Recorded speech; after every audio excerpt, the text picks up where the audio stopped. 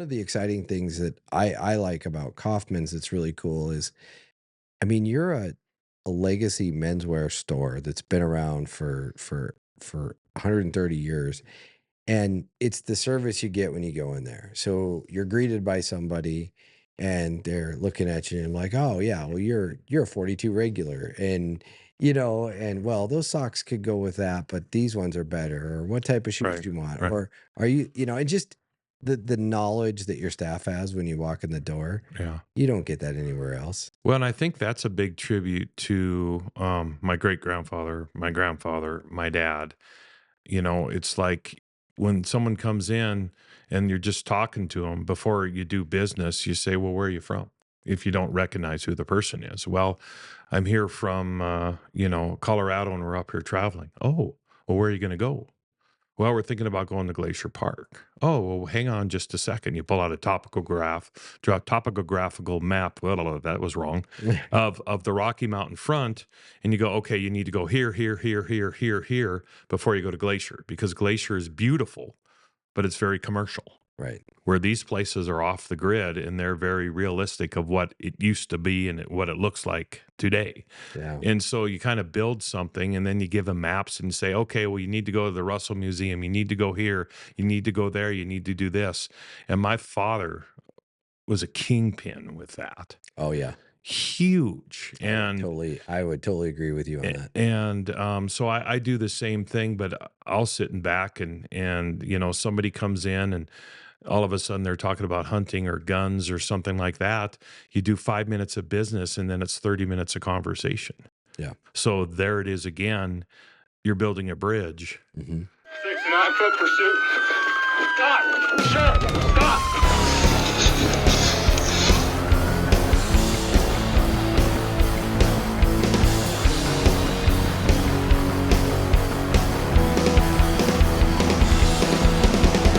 Good afternoon, Brian. How are you? Good. How you doing, Sheriff? I'm doing great. Great to have you on. Like we've been talking about doing this, but we finally got it nailed down to a time. So Yeah, this like, is great.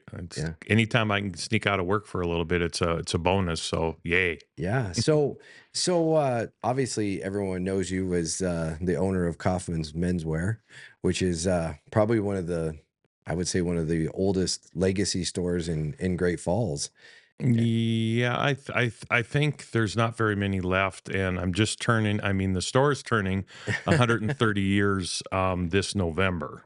That's awesome. So yeah, we've been around for a while, and it's kind of a blessing, and I'm blessed that I've had a good family, and I've got great friends, and I've got strong faith, and with the three Fs, what else could you ask for? Absolutely. So Absolutely. and also too, I'll make it short and sweet, but downtown is the place to be. It is. And so we are so blessed that we made it through the hard times with the housing issues and stuff in '08 through 15, 16. And we've got all these young entrepreneur guys and gals that are moving and shaking downtown. And it, it's a great, great, great place to be. And if you want to go do something in town. I said this was going to be short, right? Come to downtown Great Falls on a Saturday and park your car anywhere on Central at 6:30 in the morning, and I can guarantee you won't leave till 2 o'clock at night. Oh, There's yeah. that much stuff going on. But anyway, we are blessed to be where we are and to be in our town. Great Falls as a town is a great place to be. Um, Geez, here we go. How long do you want me to talk about that? Well, it's one of those things. I just absolutely love because a good vibrant downtown is it's kind of an outward symbol of how your economy and your community is doing. Right. And I remember when I first moved here, I came from the city formerly known as Bozeman. Los Angeles? Yeah. Yes, I know. I went to school down there. It Yeah. was a nice conservative country town of about 17,000. But Yeah. When I was there, I think there was 22,000. yeah. And the college kids would bring you up to around 33,000, Mhm, and that was mhm. about it. And it was awesome. And but they always had, even way back then, they always had a great downtown. Right. And I remember when I came here in '02, I remember everyone was, we had a good downtown here, but everyone would knock it. Everyone Right. would like, Right. not talk good about it Right. and say, oh, it's terrible. It's Yeah. awful. And it wasn't. But you had to kind of know what you were looking for. Right. And the other thing that I thought was, what year did they do the curbscape thing? Oh boy.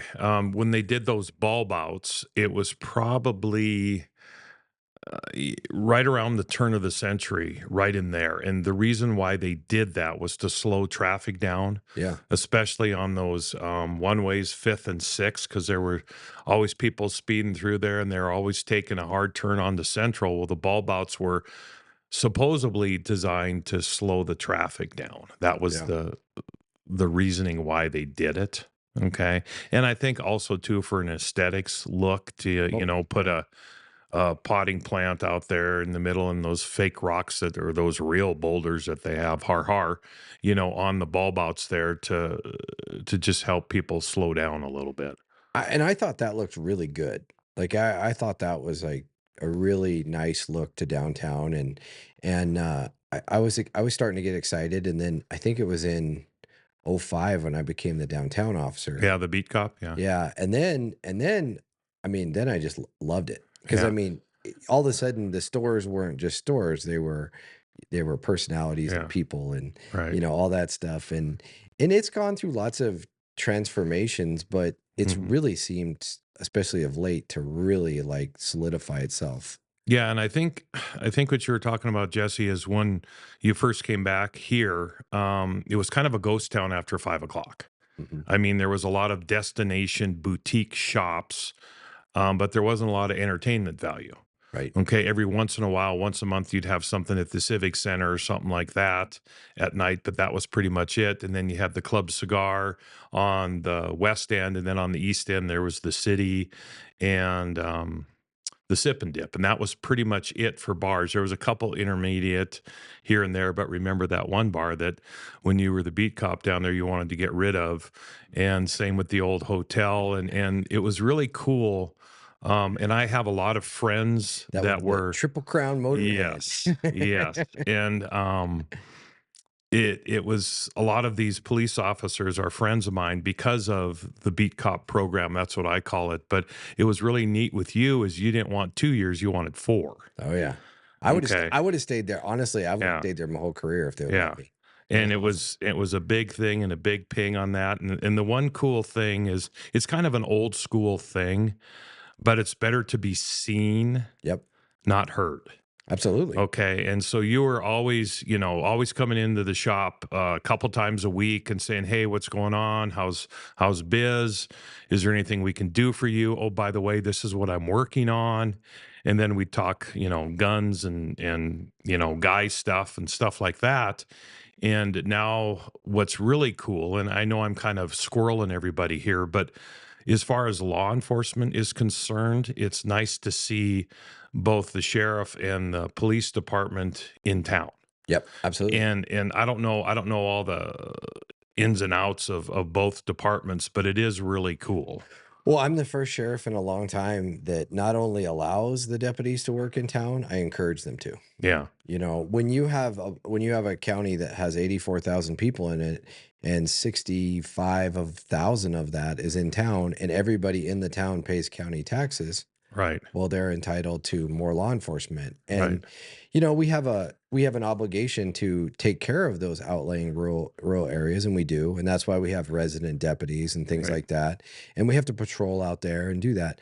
But if there's nothing if there's if that doesn't need to be done, or we're heavy on personnel, we need to go work in town too, because Right, right. that's where most of your crime's happening. But you also have to have that in my simple brain, and believe me, it's simple the older I get, but you have to have that relationship with Great Falls Police Department Hmm. too, so that you're not stepping on toes. And I've noticed the last 4 or 5 years, it's just been great. And I'm usually running around on the west side between 3:30 and 6 o'clock in the morning over there, and I see a sheriff cop all the time. Yeah.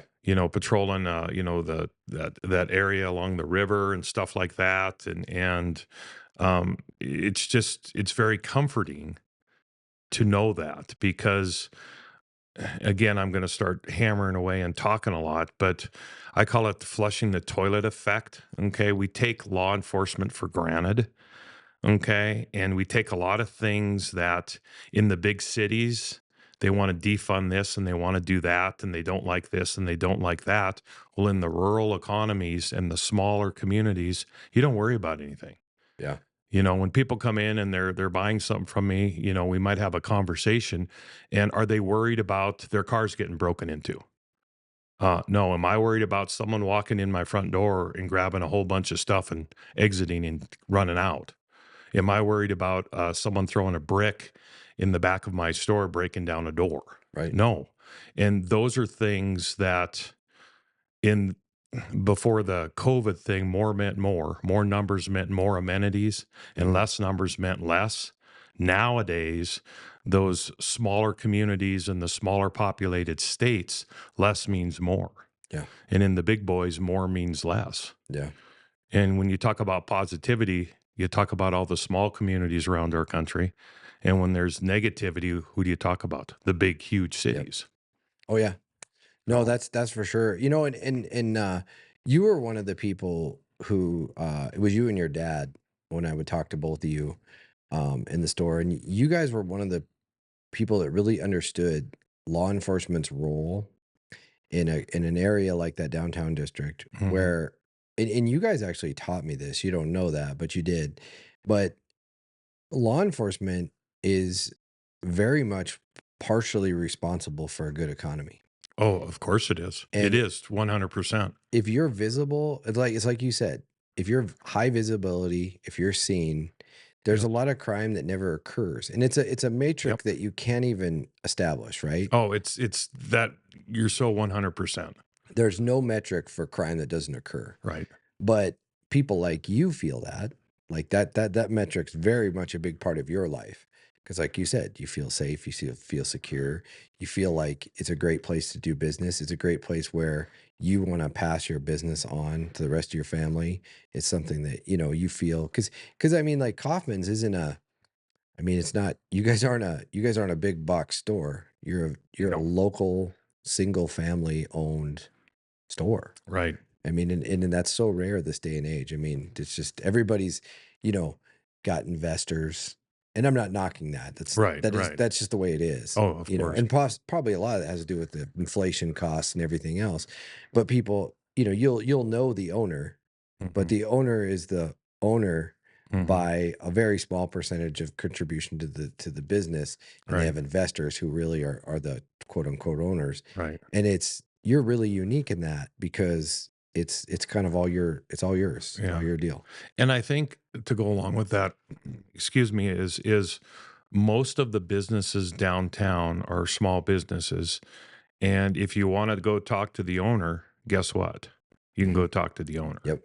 And I think, you know, the COVID thing was the COVID thing, and I was never a big fan of it. But if you were a fan of it and believed in it, that's great too. Whatever an avenue you choose. But after that, small businesses around the country thrived Mhm. because when they made us shut down, it was easier for a business of 3 to 4 people to close down and reopen than the big boys. And the big boys had to shut down for long periods of time. They couldn't answer phones, they couldn't answer emails because nobody was there.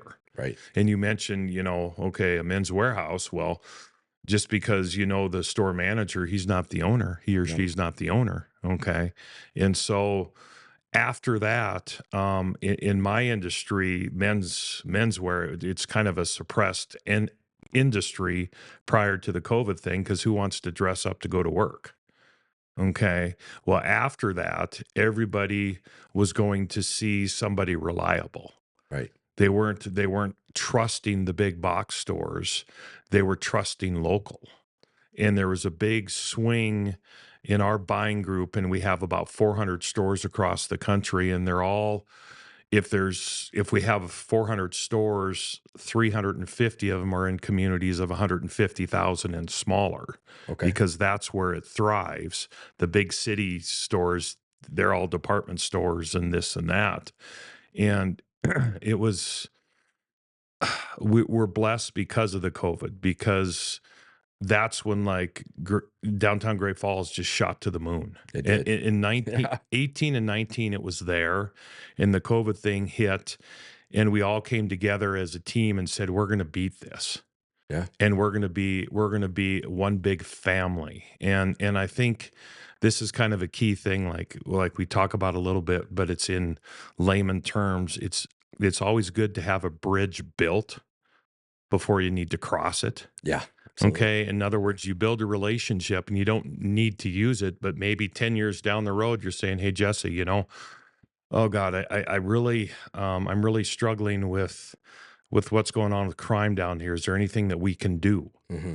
Okay. Instead of being, reactive, we're proactive because we've already had conversations 5, 10 years earlier.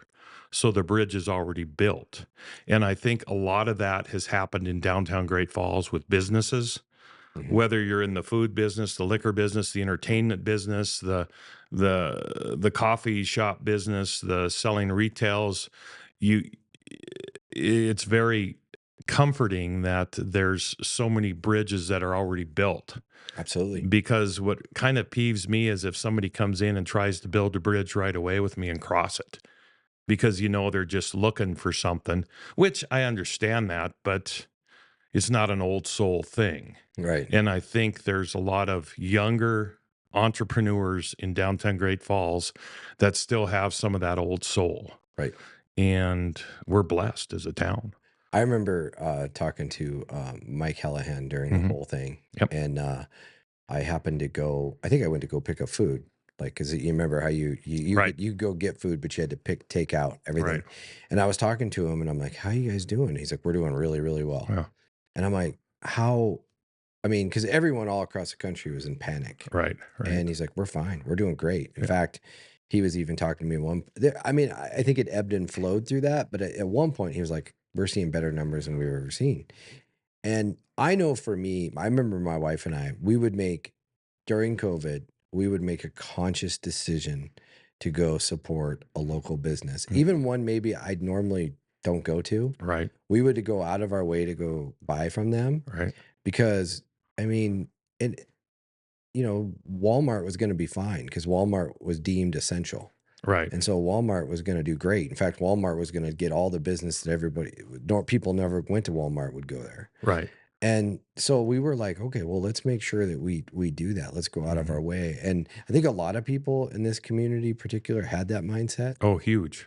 And was I think huge. that was important And I as and I well and too. and I've said this before, that I don't think our family could have survived 4 generations of business if we were in any other town but Great Falls, That's awesome. because That's awesome. of the total support. And like when I come downtown after church, if I'm in town on Sundays, I'll come down Machinery Row and I turn off Central, and there's people loitering outside Tracy's at around 11 o'clock for brunch. Yep. It's just a nut house. And then you drive down Central and the 200 block is packed because they're waiting to get into Tracy's. The 300 pack is Mhm. semi full. And on Sundays they have all of these bars and restaurants that are doing brunch specials. Yep. And it's nuts. So my wife and I, we love to go downtown and have like a breakfast or a brunch or something. And this was probably, I think it was last year. We couldn't get in anywhere. Yeah. Yeah. We couldn't get in anywhere. Yeah. We were like down at Tracy's. We walked down to Clark and Louis. Right. And then I think we ended up, if I remember correctly, we ended up at the Block because Yeah. it was now lunchtime. Right. Right. And so right. we're like, well, Yep. we're here. We'll just eat here because here we are. Mhm. And I remember I was telling my wife that was such a good problem to have. It is. And one of so you talk about the Triple Crown Hotel, and I went in there probably, I don't know, 3 months ago. And now it's the Bougie Hotel. It is. Which is good. It's a boutique. Yeah.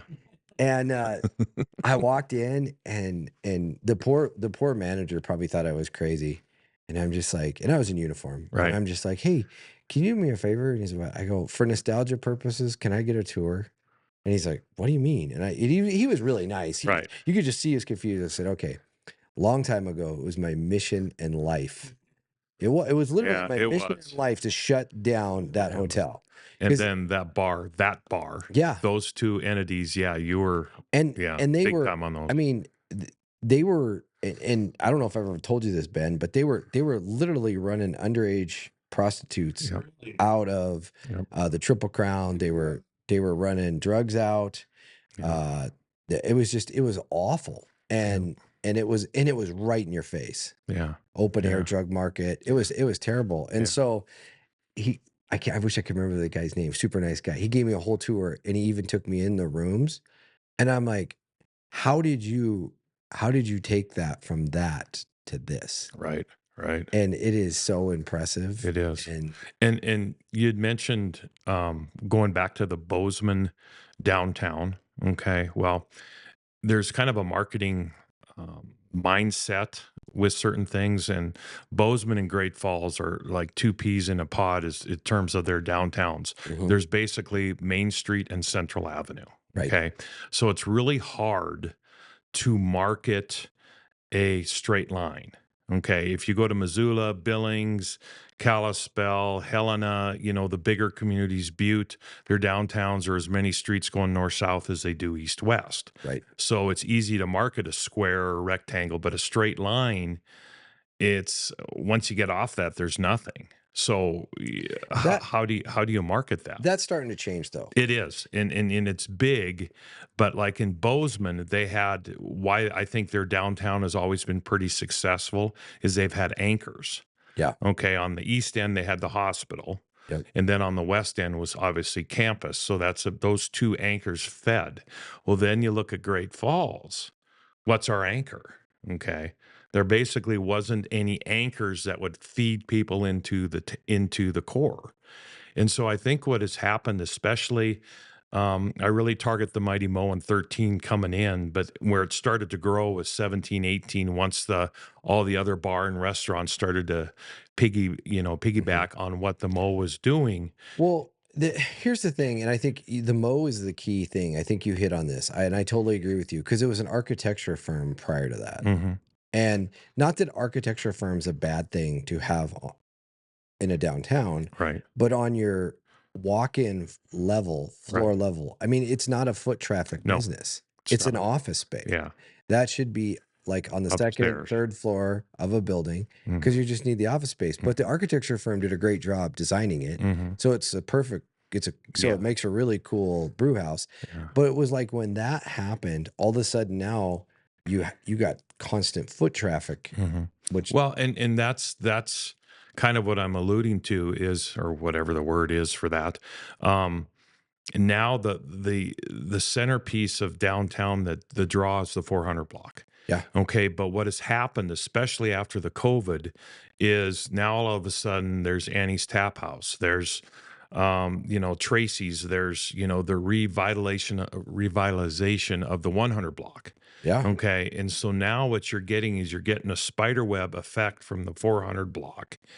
And when the Newberry went in there in the fall of 2021, holy cow, was that a big boost? oh, huge And, boost. and you mentioned crime, okay? The homeless people and the drug dealers and stuff like that, you don't really have to worry about them at night in downtown Great Falls because there's so many people out and about, Right. either going to the bars or the restaurants or going to the Newberry for a concert or a convention or something in there, Hmm. and they're going to not only the 400 block but the 500 block, the 600 block, and because of that new boutique hotel, that's a draw to take them out to the city, to the sip and dip. So now you've got all of these connections that have connected one street.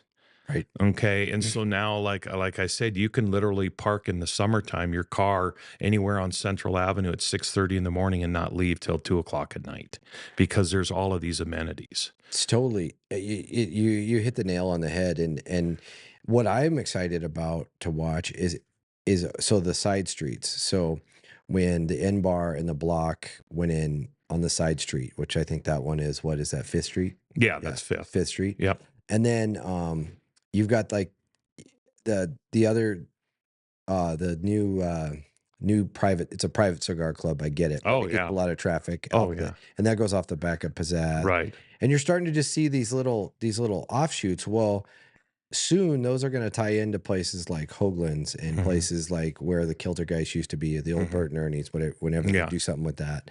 And so that'll start making that connection happen. Right. And Well, and it's already happening, like the Magpie.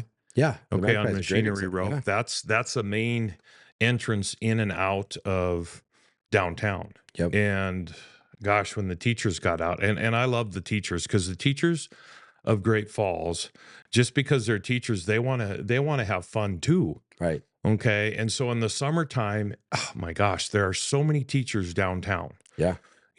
And so that's cool. So this year was the first year where they kind of on social media and stuff said, well, the teachers are out on Thursday. Why don't you come here and have this and enjoy that? Well, when I was heading out of downtown on Thursday about 6:30 or so, there was cars lined up 3 or 4 blocks past the Magpie on each way. And I kind of took a quick look in there and I'm going, holy cow. Yeah. It was just packed. And so that's an extension, and the Celtic Cowboys. So that area now Yeah. is tied together, with Hoagland's and Farron's Furniture. So there's a couple of blocks there that are tying up. Yep. Okay. And so that's a good thing. And yeah, you don't have to be on Central anymore to have a good time. No. You can go check things out. Yeah. And a lot of people walk. Absolutely. Oh, I do. Yeah. So when I go downtown, I just find the fastest place. Usually, and I don't really usually care where I land. Usually, if my wife's with me, we have to park next to some type of women's clothing store. So that's why you go have a beer instead, right? Yeah. So she'll stop there and then we'll walk around. But I mean, yeah, we basically just park ourselves somewhere down there, and then we spend the whole day just walking. Right. And try to I have a 4-year-old, so our limit, we could stay all night, but we usually get limited by the. Sure. And then there's the scooters. The scooters became pretty popular. Yeah, those are a little tricky because I'm not a big fan of those because I've known a few people that have crashed pretty hard on those things, and how a lot of these people, like we've had scooters being left behind our store in between our dumpster and the building, and then we have a lot of them just dumped in our foyer and stuff like that. And some of these kids driving 30 miles an hour down a sidewalk is not a good thing. No, that part. And so they're not supposed to ride down the sidewalk. I know. But you know how that goes. I'm not supposed to walk across the street to the Mighty Mo. I'm supposed to go to the intersections and go across, right? So, and you do that every time I see you go to the. I know. Yeah, right. A good cover on that one. But and it's and you mentioned too, and I was going to talk to you about this, but you already mentioned it. A strong core is a strong town. Yeah. And so you look at over on the west side there, where it used to be out, West Bank Park and all that, all that development there. And it's a lot of office space, but there's still some cool eatery places and stuff like that. And it's not a junk shop. Oh, it's growing. And so that's a beautification. And then those apartments down by the Milwaukee Depot. Okay. All of those are entryways into downtown. Oh, absolutely. Those apartments are going to feed you guys. They're huge because those people are going to walk out on a nice day. I mean, it's downtown is the cool part I like about downtown is even in the winter, it's not a hard place to be at. No, because it's not like it used to be. There used to be a time when you would be in. I can't remember what block, but you're in a certain block and you had to walk 2 blocks to get to something to go inside. Right. But you don't have to do that anymore. Right. It's like it's everywhere. Right. So talk to me real quick. I want to kind of step back for a sec because we could talk. You and I could go on about this forever. Talk to me.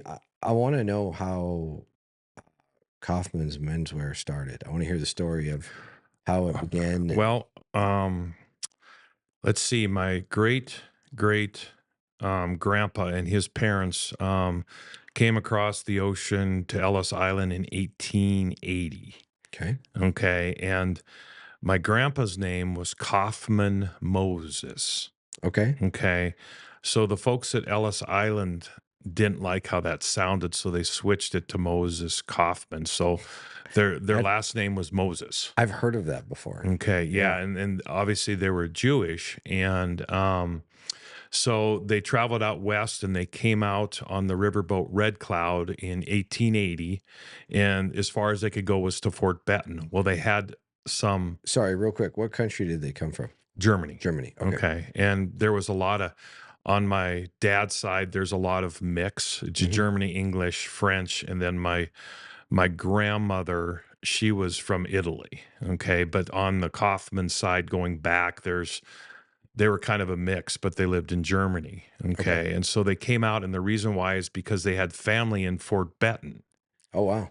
Okay, so they came out to Fort Benton. So my great grandfather was working um, with my great, it'd be great grandpa's brother, and he was doing all the work, but they were taking all the money. So he said, heck with this. So then he came to Great Falls. Okay. And then he worked with a guy by the name of RJ Nathan, and he was in the men's clothing business, but the same thing was going on there. He was doing all the work and he was taking all the money. So in November of 1894, my great grandfather struck out, and the first 4 or 5 months he was selling out of a covered wagon, Oh, wow. and he was just on Central selling stuff. Okay. And so I don't know exactly when we got into our first brick and mortar, but I do know that we've been up and down Central 9 times. No way. I Okay. didn't know So that. the US Bank building was built in 63. Well, Okay. we were underneath there for probably 20 years. And then we moved from there to where the Mo is. Oh, Okay, so we were there from 63 to 76, and then we've been in our place at 411 from 76 to now. And there was a fire sale. There was one building burnt down, so we had a fire sale. And back in those days, there was a lot of buildings that burnt down, prior to whatever, because they weren't made of much. And all the stuff that was happening with, energy and lighting and stuff like that, there was a lot of fires. And so that's kind of the fruition of that. But it's really interesting with my grandpa. Um, he went and fought in World War I. Okay, but he went in with the American Field Service in 16/17, and that's 19, by the way. And he was an ambulance driver for the French army. Okay, so he would, furlough the wounded back to Paris. So when the American army got in there, I guess the story goes, is Pershing told my grandpa that he's not going to be doing anything on the front.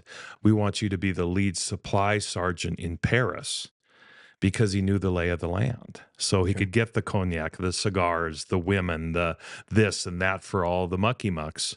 So they had all their cool amenities to get. Okay. And then when he came back, there was a car dealership called Chalmers, I think it was called back then, and he sold them.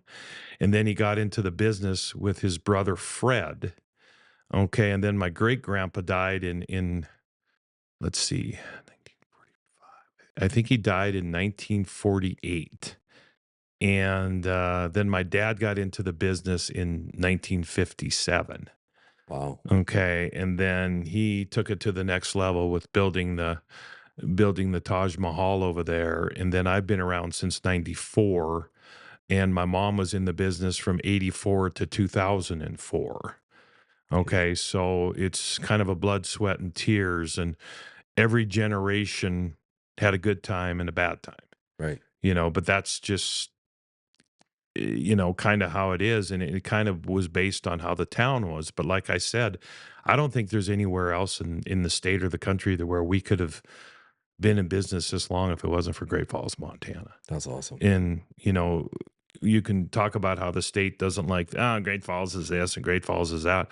Well, I think Great Falls has got a very, very healthy balance Mhm. between sustainable growth, okay, and not out of control growth like Bozeman, and not the wacko population influx and stuff like that. I think there's a nice gentle balance right now. Oh, yeah.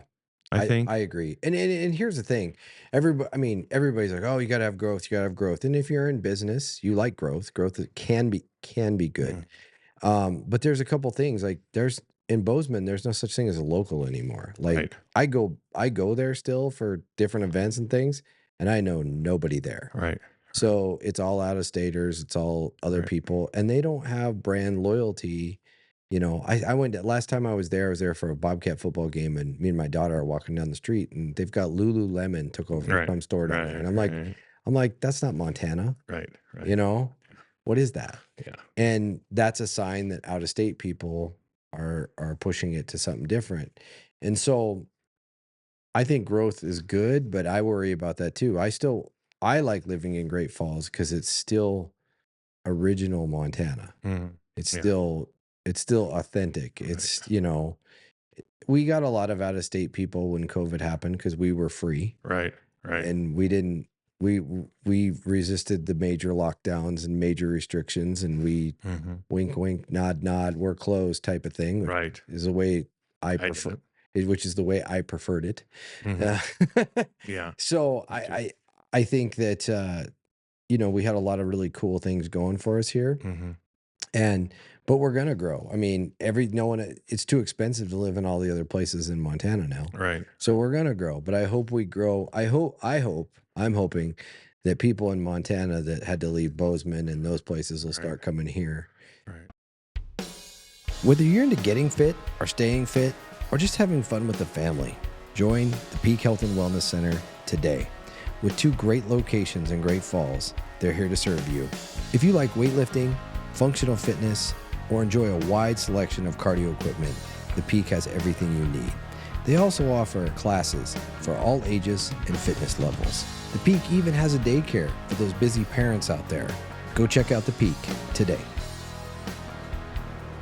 The Double Barrel Cafe is all about you, the amazing people of Cascade County. With every purchase you make, they give back to our community. Every bite and sip fuels their mission. Let's make a positive change, 1 cup and 1 bite at a time, because the Double Barrel is not just a cafe, they're building a better community. If you haven't noticed lately, Cascade County is booming, and the choice for all your construction needs is Builders First Source. They even have an automated home builders solution for all of your construction needs.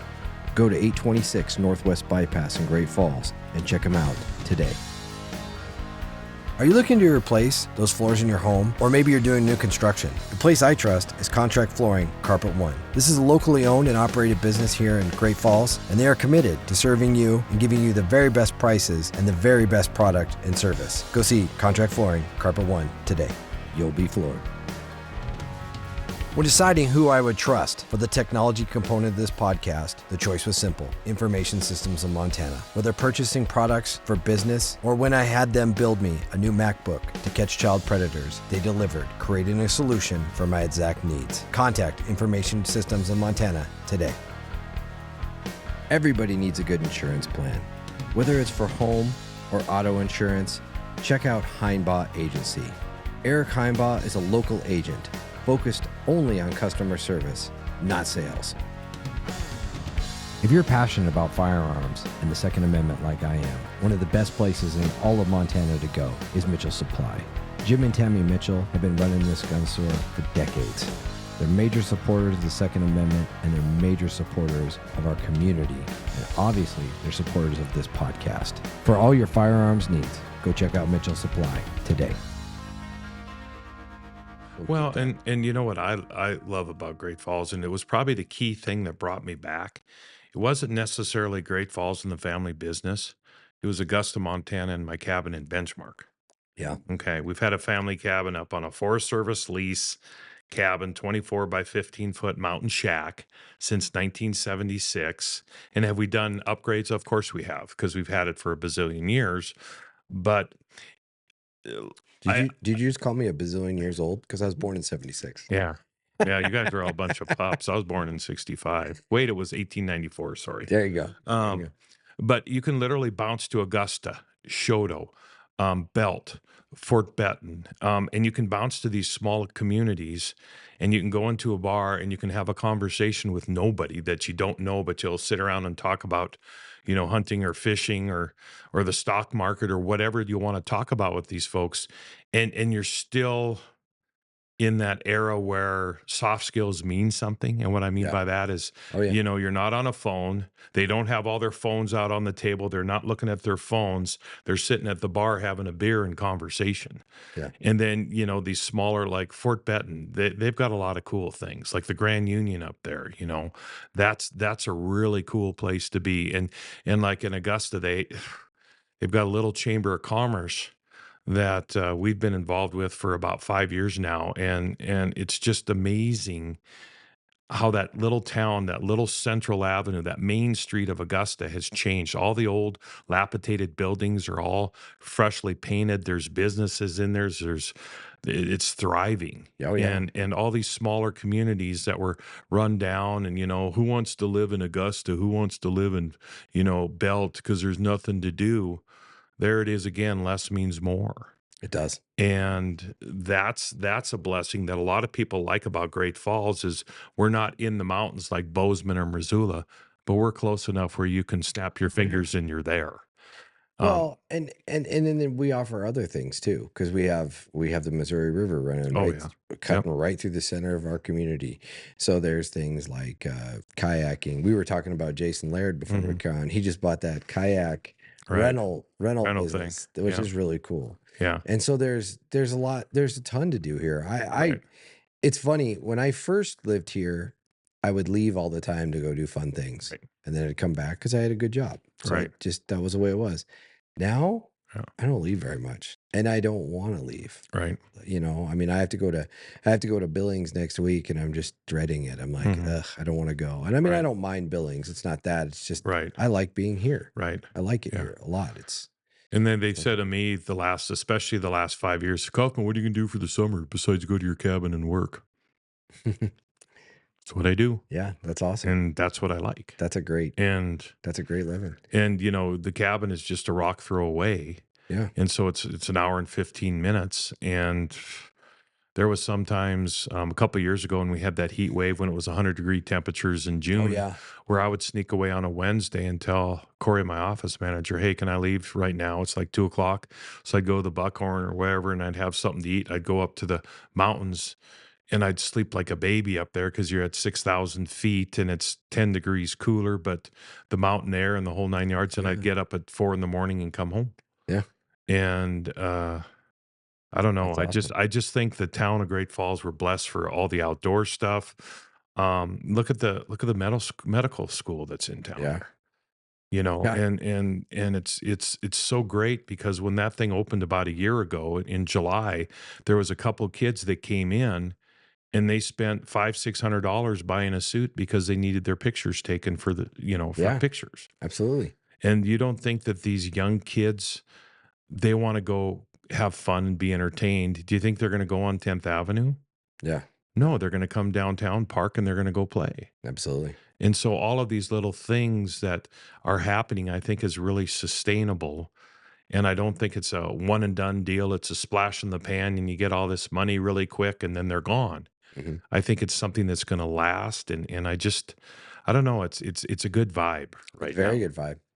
Yeah, no, it's a very good vibe. That's what I did when I made detective. I went to Kaufman's and got Yeah, fitted for got a it. suit. That was my treat to myself. Yeah, get you a suit, but then you have Yeah. to ask her you're carrying, because if you are, you can't have your coat too tight. It's all right. John took care of me. He actually tailored it around my gun. I'm good to go. I still have the suit. Still Yeah. wear it. Yeah.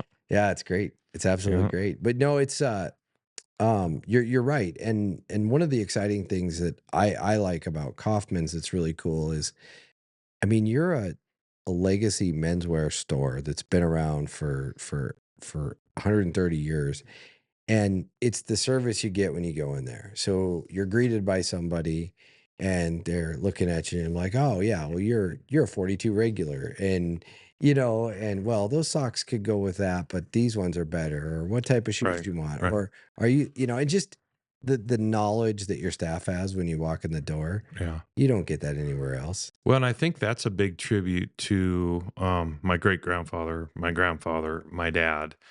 It's like when someone comes in and you're just talking to them before you do business, you say, well, where are you from? If you don't recognize who the person is. Well, I'm here from, Colorado and we're up here traveling. Oh, well, where are you going to go? Well, we're thinking about going to Glacier Park. Oh, well, hang on just a second. You pull out a topographical map. Well, that was wrong. Of the Rocky Mountain front, and you go, okay, you need to go here, here, here, here, here, here before you go to Glacier, because Glacier is beautiful, but it's very commercial. Right. Where these places are off the grid and they're very realistic of what it used to be and what it looks like today. Yeah. And so you kind of build something and then you give them maps and say, okay, well, you need to go to the Russell Museum. You need to go here. You need to go there. You need to do this. And my father was a kingpin with that. Oh yeah. Huge. And I would totally agree with you on that. and so I do the same thing, but I'll sit in back and somebody comes in and all of a sudden they're talking about hunting or guns or something like that. You do 5 minutes of business and then it's 30 minutes of conversation. Yeah. So there it is again. You're building a bridge Hmm. and you don't need to cross it, but you built a bridge with somebody. And then guy comes back in 6 months ago and goes, hey, do you remember me? And I'm like, well, not really. And goes, yeah, we were talking about these guns that we're using and this and that, and about where you went to go hunting and this. Oh yeah, now I remember. Right. Okay. And Absolutely. that's a big tribute to my father, which I'm sure he learned it from my grandpa, Well, and vice versa. That's who. Ike used to always talk to me about, he loved talking to me about the old history of Great Falls and Black Eagle. Mhm. And he knew the players really well. Like he knew who the personalities were. Mhm. And he could tell a story in a way that bring him to life. Right. And it's interesting, that was, that was 20 probably years ago. 20 years ago when we were having Yeah. those conversations. And so now in my new job, a lot of those things are starting to come full circle. Mhm. And the other day we were talking about something because he was talking to me about, um, they had a brothel above the Ozark Club, Mhm. and he was telling me a story about that. Mhm. Well, it came full circle because there was Cascade County history talking about that same place. Yeah. And I connected dots and I'm like, Yeah. Ike Kaufman Yeah. used to tell me, and Yeah. I've done that multiple times. Right. Right. And he's such a good historian. Yeah. Like that's the knowledge that he has with all that is so Yeah. He's always been good at that. And he's almost 90 years old, and sometimes his memory's a little slippy, but I'll tell you something, if you talk about something 50 years ago, Mhm. it's like right now. And so just really quick, I was going through my grandpa's thing and I found this notebook, and it was one of his buddies in World War One, and it had outlined all of the different things with grandpa and his friend from Massachusetts. And so he comes in his walker and stuff. And I go, yeah, I'm going through some of my grandpa's stuff. And I'm like, holy cow, there's so much stuff. And I have this journal, and he said it right now. I can't even remember the name. And he says, it's such and so from Boston. And it was dated to, 19, not 2000, 1919. And I went to the journal. Yep, there it is. Wow. And he goes, yeah, it should be highlighted with all of grandpa's, anything that he did with your grandfather, he highlighted. That's so cool. And I'm like, yep, that's it. That's so cool. And I never, ever, ever have ever mentioned anything like that. And bang, right now, there it is. Yeah. So I'm still blessed, to have that. And like my mom, my parents have been married for a bazillion years. Okay. And I don't know if any other marriage could have lasted like theirs are or theirs has, is because they're kind of polar opposite, but they go in different directions and they always end up in the same place. Mhm. Okay.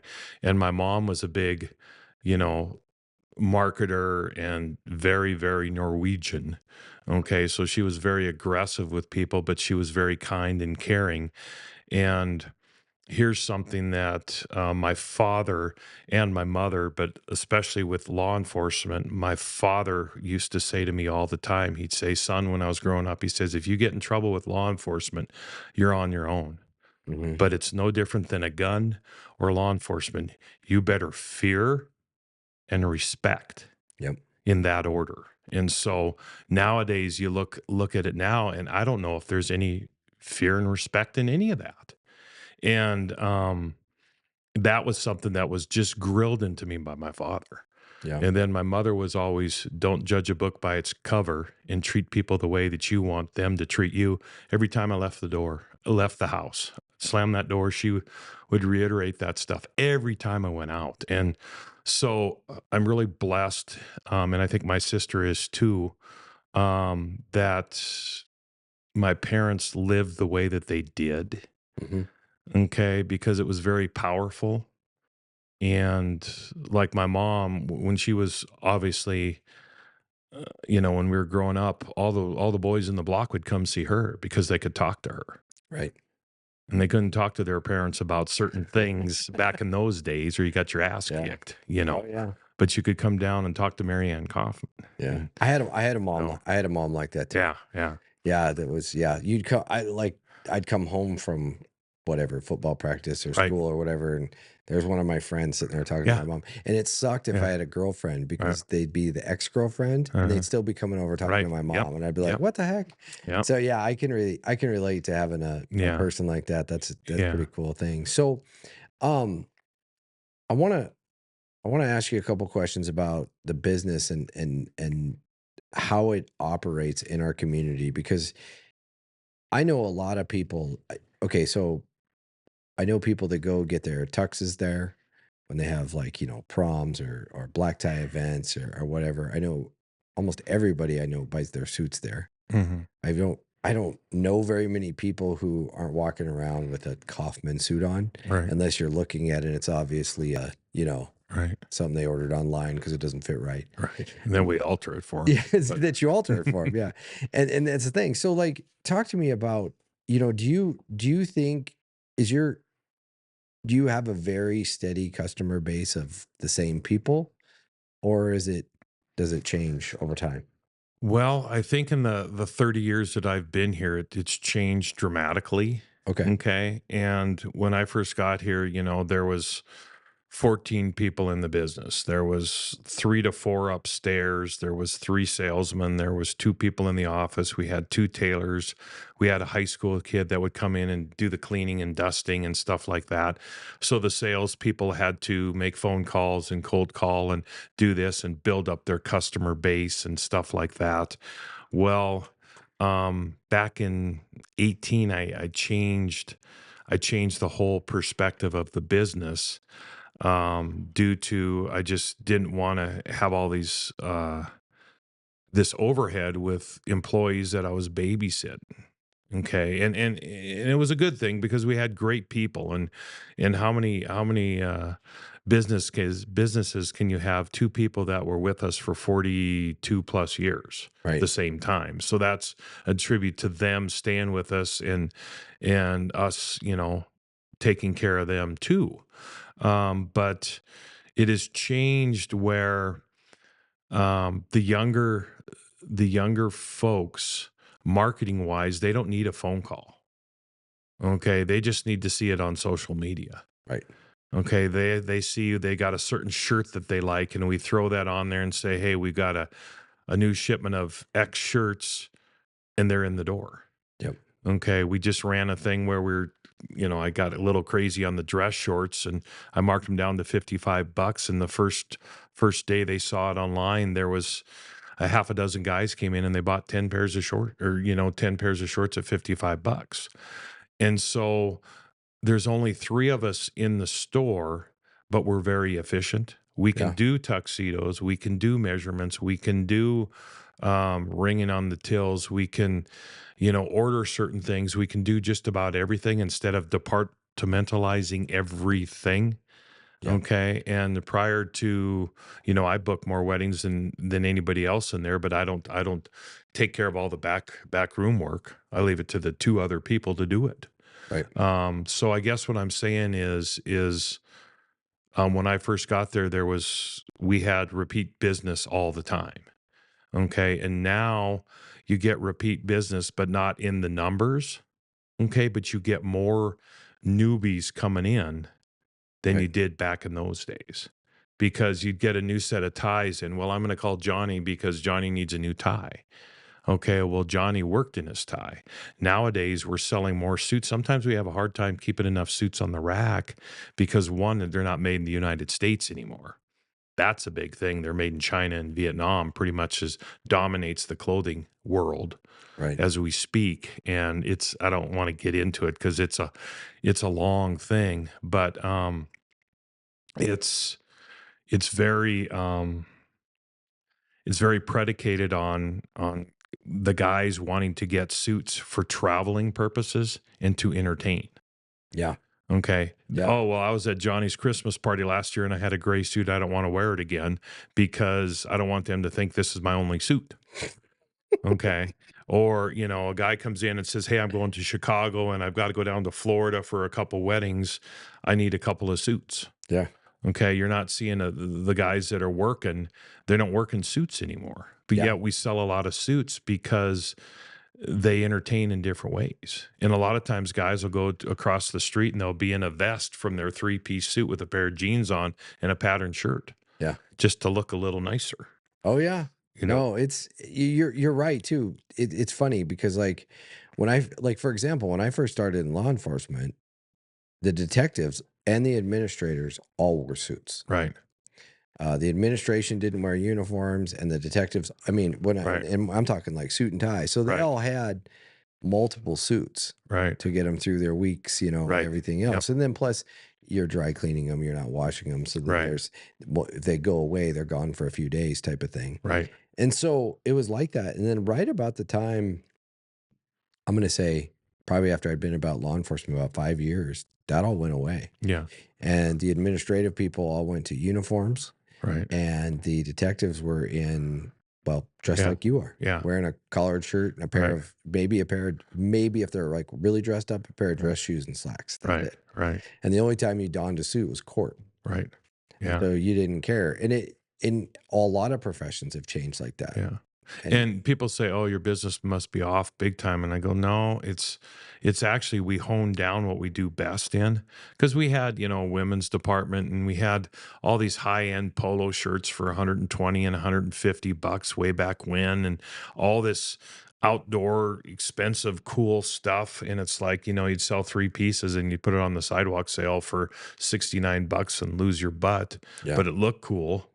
Okay, but now we just and part of it was once 14 hit, that was a big change in the industry. And that's when a lot of the menswear business started to go down across the country, because of the housing problems in '08, '09, '10 and all that kind of stuff and the change and guys nowadays all they care about is how tight it looks on them.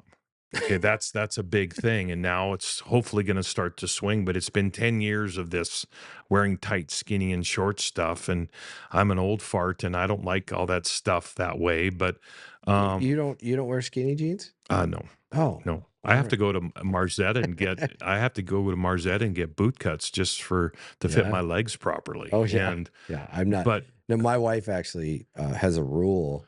She told my son this, but I think it also was directed at me. There will be no men wearing skinny jeans in yeah, my yeah. house. Yes, that is a rule. And and so it's and now all we do is we just dress people up.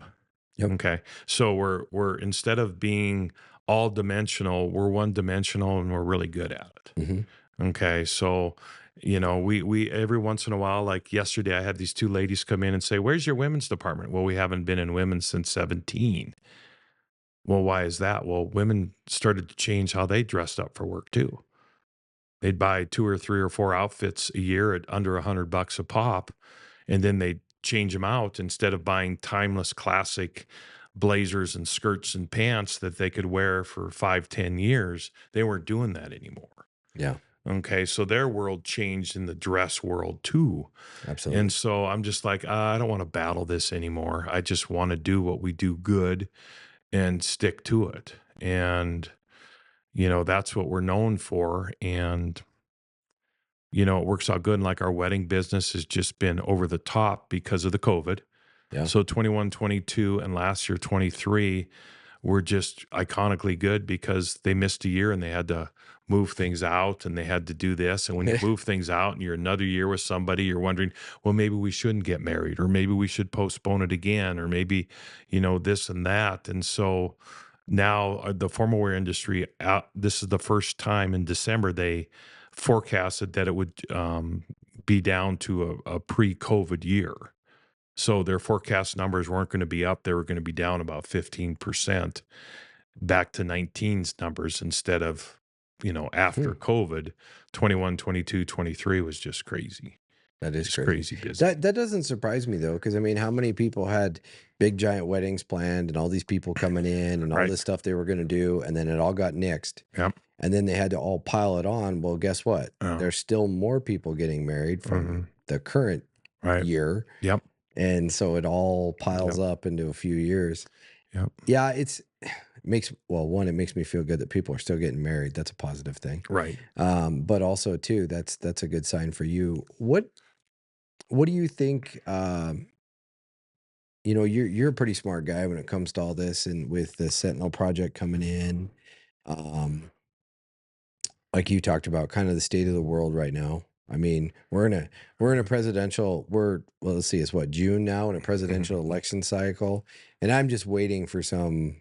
I mean, I feel like they got to come up with some massive catastrophe to be able to get our attention somewhere else. Mm-hmm. So let's just pray and hope that doesn't happen. Yeah. What do you? How do you perceive the way that we grow our community, and how are we going to do it responsibly so that we do it right? And these boutique stores, these clothing stores, these retail stores, they stay in the good standing that they're in. Yeah. I think that has to do with a lot of things that we just talked about. The Sentinel project, I think when that comes to fruition, I think that's going to be a nice hit in the arm for what, 5, 10 years or however long it's supposed to be.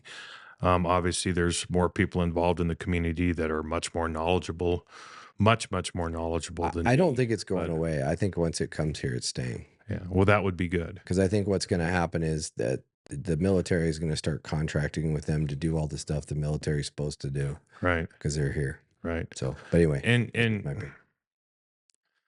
and then you don't know politically wise in 10 years what's going to happen and who's going to be in charge and this and that. But we're I don't know, we're not isolated from everything. We're just in a good space. Yeah. And hopefully we can maintain that space, because to be honest with you, in the late 70s, when all of the middle management banking jobs went away, all the leasing companies went away, the Anaconda company went away, there was so many things, and it took our town 30 years to recover. Yeah. Basically, because we didn't reinvent the wheel. Right. Okay, so we had to go through generations, and I don't mean to make this sound weird or whatever, but generations had to die off so that so we could get the mindset of growth is good. Yeah. And I don't know, I think Great Falls is in a good space for the future. Well, Okay. it also appears to me to be more diversified than it was in like the Oh. Anaconda smelter day. Oh, I mean, easy. everybody was union. It was a union town, Mhm. union represented, and everybody had a connection to that. Mm-hmm. That's Yeah. why you were here. Right. And so when all that went away, like you Yeah. said, there was loss of identity. And I remember when I first got here, the base was kind of the identity. The Air Force Yeah. base was Yeah. kind of the identity.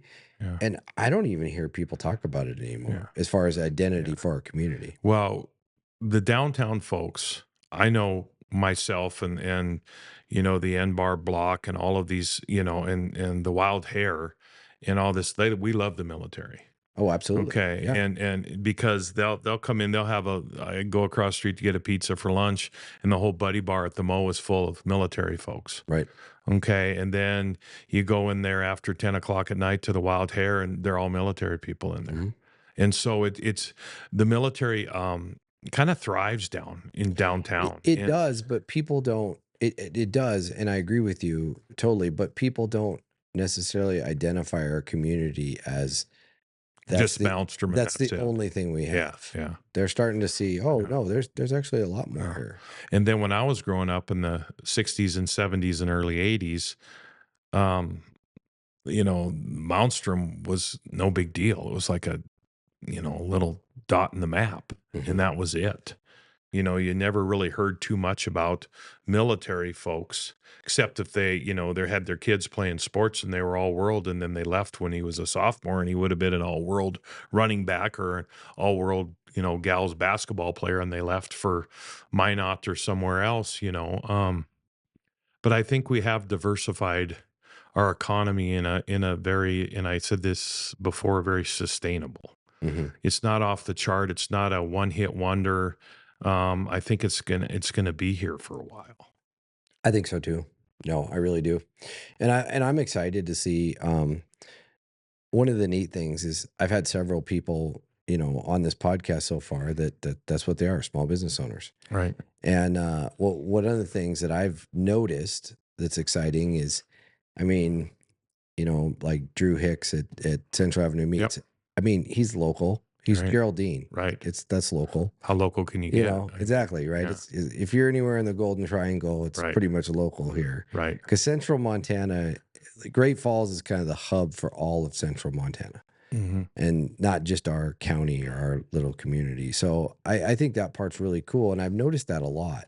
Hmm. A lot of these business owners down there, they're all from. Most of them are all from the area or Right. some. I mean, there's a few out of Right. state ones, but the out of state ones, they seem to assimilate to the Montana culture Right. really, really well. Right. Otherwise, they wouldn't be successful. Right. So, Well, the best example I can give on that one, and I'm glad you brought that up, is the owner of the Wild Hare, and he bought another building in downtown Great Falls. He's from all over the country, and I think he had a bar restaurant in Maui with that Yeah. horrible fire and stuff, but he fell in love with Great Falls. Oh yeah, And he built a bar restaurant in Nashville, and they've got a couple in LA, and then they built a bar in Great Falls, Montana. I know. I mean, so that's a Cool. cool thing, and he's engaged. Yeah, So he's not one of those absentee owners that, just give me the money so I can live in, Ritzieville, yeah. USA. He lives here. oh yeah. And You see them all the time. And kudos to Matt Robb, because he's made big time investments in Great Falls. He's engaged in Great Falls. He has an opinion about the businesses that are downtown. He's built bridges. Yeah, Okay. And he hasn't crossed somebody. He's got good relationships with a lot of us. And I think that's key because, you think about, well, the local people are going to bleed for the town. They're going to overachieve, and the out-of-staters are just going to want their money and go. right. And when you get a couple of those people like Matt Robb and that bleed for your town, and they weren't born and raised here, that's a big shot for all of the local, business owners, because then there's a trust, and there's you understand what it is to make payroll. Right. You understand what it is to, make sure that you have the proper product to sell so that you can sell it. You make sure of all this so you can communicate not on the same genre, but the same way that genre is run. Absolutely. And so that's a blessing. And I'm really impressed with that Wild Hare Yeah. thing. I'm really impressed with it because that has been a place where it has turned over multiple different places. They had what was that, like the Indigo, the Martini bar, remember, for a while was in there. yeah, and then of course the lobby bar was lobby always a bar. mainstay there. Yeah. But And then they've tried, they had that little front area where they've tried like 6 dozen restaurants. yeah. And it Uh-huh. just has always been right. And he did a really, really nice job with it. It's different. Mhm. It's And that's one of the jumping points. There's the 400 block, but when you get to the 500 block, you got an iconic, the Dragonfly is at that corner, and then there pretty much wasn't anything else. And Times Square is getting a little better, but now you've got an entertainment place like the Wild Hare, okay, and now that jumps to the 6. That bar, which was the drug bar, yeah, is now Snitz, and they're owned by local guys who Yep. grew up here and stuff like that. And I can guarantee you, after 10 o'clock, Snitz and the Wild Hare are the place to be. yeah, they are. And so that's that adage where if you park your vehicle, you can go play. Oh, absolutely. And so it usually starts at the Mo between 3 and 6, and then they go off and Oh, yeah. do other things. And SNITS is another thing. It's every young person, um, after 9:30, there they go. They go rolling in there. And that's so And important. It's so important too. So like the economy of our downtown and our whole community, those are important. But the public safety aspect of it too, and I'll tell you why that is.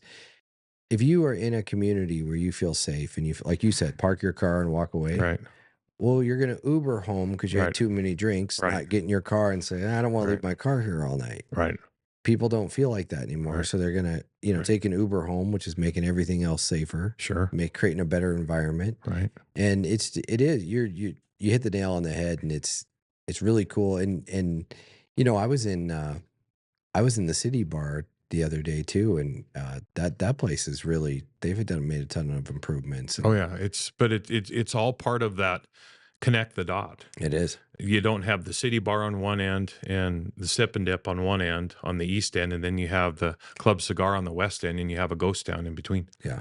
You have all of these jumping off spots so that you could visit all of downtown, and you can go, hey, wow, because I'm not the future. I'm 58 years old, and I'm not the future, but the young kids from that 25 to 40, they're the future. So And what's the future for Kaufman's? well, I Part? plan on working for another 20 years, and I do have a daughter, but I don't put on any pressure with her. And if she wants to join the business, that's fine, but that's a long ways away. Okay. So, I'm not going to work as long as my grandpa did or my father, because my grandpa was 92 and my dad's 88, and he sometimes comes in and stuff like that, but it just depends. Um, we'll just see what happens. Yeah. If Carly decides that this is what she wants to do, that's fine. But my dad never told me, he deterred me. He said, you go out and do you.